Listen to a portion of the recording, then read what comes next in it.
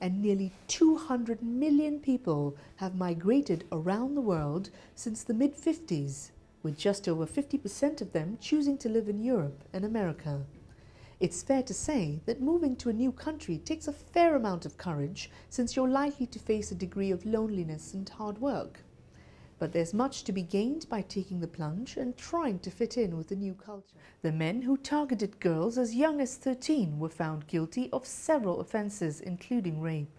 The court heard how they plied their young victims with drink and drugs and passed them around for sex. It took the jury of 3 men and 9 women over 21 hours to reach their verdict, and the case has led to fresh calls on tougher measures to protect children from street grooming gangs. Yes, Riz, I'm in Bayswater, where many of the residents are proud of the regeneration taking place in this area. What used to be a rundown area is now up for a bit of a makeover. And it's all thanks to the Sultan of Brunei, who has bought 75% of Queensway and Bayswater. But not all the residents are happy with the changes, as we found out. Within the last hour, Prime Minister David Cameron has left RAF Northolt to visit Israel.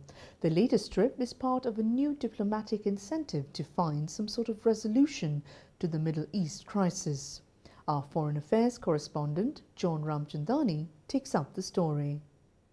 And today saw a first for the Church of England as it consecrated its first female bishop. 21 years ago, Derbyshire-born Libby Lane wasn't interested in earning a place in history when she answered her calling to become a priest.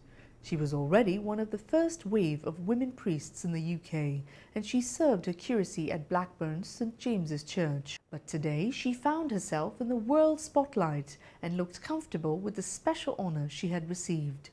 She'll have an onerous responsibility and be looked upon as a standard-bearer for the movement seeking the speedier advancement of women within the ministry, as Jane Franklin now reports. Anthropologists and sociologists have long made the case that when we immerse ourselves in a way of life that's very different to our own, we don't just learn about the people, their language, values and cultural norms. We inadvertently discover more about ourselves, the world around us, and our place in it. The US President Barack Obama is due to attend India's Republic Day parade in Delhi next week.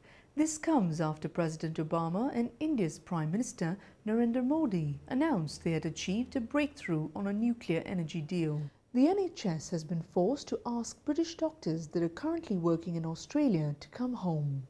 According to new figures released by the House of Commons Library, around 1,000 more GPs are urgently needed in England.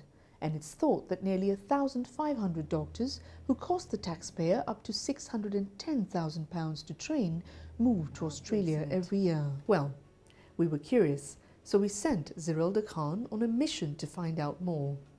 And as you'll see here, she met 3 successful immigrants, Nikolai Peskov, Miludiki Mufu and Ling Zitu, who've lived in 4 continents and 22 countries between them.